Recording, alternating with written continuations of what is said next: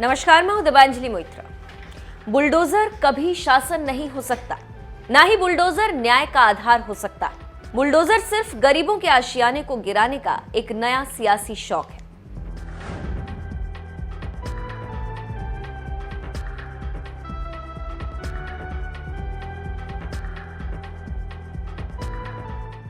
वैसा शौक जिसमें गरीबी, पेट की भूख की कोई गुंजाइश नहीं, वरना पिता की छोटी सी दुकान के बचे हुए हिस्सों को छोड़कर चंद सिक्के उठाने वाले इस बच्चे की हालत पर कोई तरस जरूर खाता, जिसे मालूम है कि पिता की मेहनत से पेट पालने का ये बस आखिरी साधन था। तस्वीर में दिख रहा बच्चा अपने बाप की कमाई का एक एक कतरा चुनता रहा, चंद पड़े सिक्कों का हिसाब करता रहा, बर्बाद हो चुकी दुनिया को फिर से आबाद करने की बातों को मन में लिए दुकान को निहारता रहा।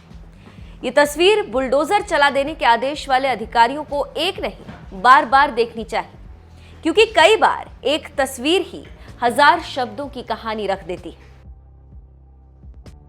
मुल्क की छाती पर दौड़ती बुलडोजर जिनके लिए तमाशे का एक हिस्सा है, जिनके लिए बुलडोजर का पंजा किसी न्याय या न्यायालय का नाम है, उन्हें अपने कमरे के किसी कोने में यह तस्वीर चस्पा कर लेनी चाहिए।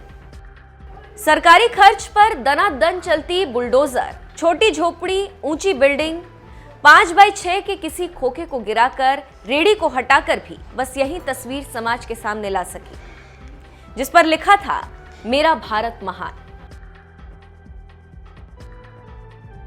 जहांगीरपुरी में बुलडोजर का पहिया जितनी तेजी से घूम रहा था, सैकड़ों परिवार का कलेजा धक धक करता रहा। किसी का घर गया, किसी की दुकान, किसी का ठेला, किसी की रेड़ी। इस देश ने इससे पहले ऐसी तस्वीर कहां देखी होगी।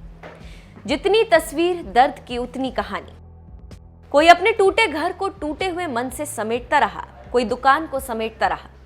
वैसे भी टूटी हुई चीजों को समेटना आसान है, लेकिन टूटे हुए भरोसे को समेट पाना कई बार बहुत मुश्किल हो जाता है। जहांगीरपुरी फिर से आबाद हो जाएगा।